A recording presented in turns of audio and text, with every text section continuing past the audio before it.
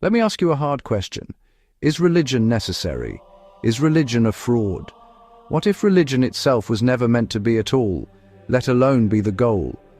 What if all the commandments, the prayers, the rituals, the doctrines were never the destination, but only a ladder to help climb out of a pit, temporary training wheels to help us along until we could stand in God's presence without them? Think about it. If God is truly one, seamless, infinite, lacking nothing, then why would such a being need worship? Need implies lack. Desire implies incompleteness. Ego implies limitation. But God, if God is the whole, cannot lack, cannot be incomplete, cannot have an ego. That means worship, commandments, ritual, and religion are not for God's sake at all. They are for ours. They are medicine for the ego. They are tools to help us remember what we already are. The ancient East intuited this with a clarity that the West rarely allowed. Tao is not a throne. It is the way of things, the current of reality itself. Dharma is not an imperial decree. It is the truth of existence when ego steps aside. Brahman does not need offerings. It is the ocean of being already complete. To imagine that the infinite needs our praise is to project the small self onto the sky. In these traditions, worship is not tribute, it is therapy. It disciplines attention and pares down the self until perception is clear again.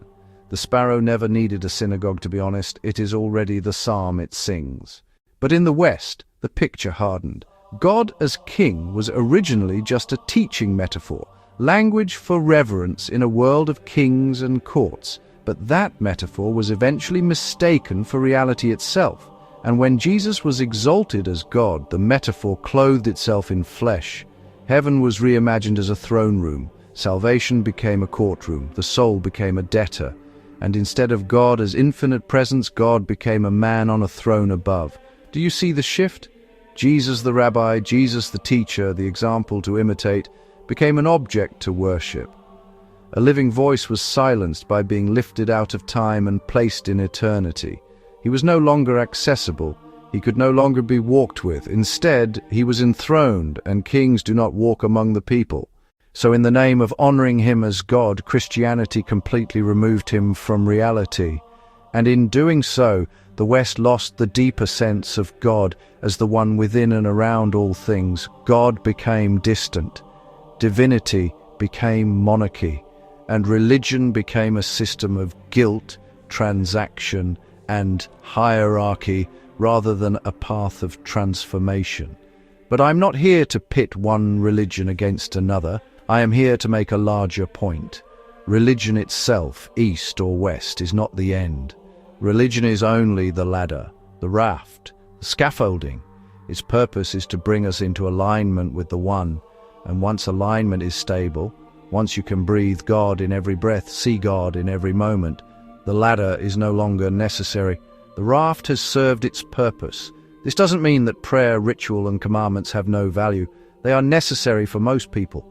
They keep communities whole. They discipline the ego. They prevent premature illusions of enlightenment. That's why most mystics preserved the forms outwardly, even after they had moved beyond them inwardly. But they always hinted at the deeper truth. The point is not the form itself, but the reality to which it points. Religion at its best knows this and blushes. It whispers what it cannot shout. I am only the raft. Cross the river, then set me down. Our tragedy is not that religion exists. Our tragedy is when the raft becomes a relic and the river is never crossed. This is why I say, the end of religion is not atheism. The end of religion is God. When devotion matures, the finger that points to the moon is no longer mistaken for the moon. The calendar succeeds when time itself is seen as holy. The law fulfills itself when justice and mercy are loved, because they are the way things are, not because an external monarch commands them. But beware, there is a danger here. Counterfeit transcendence. The ego loves to claim it is beyond religion before it has even climbed the ladder. To leap too soon is vanity in disguise.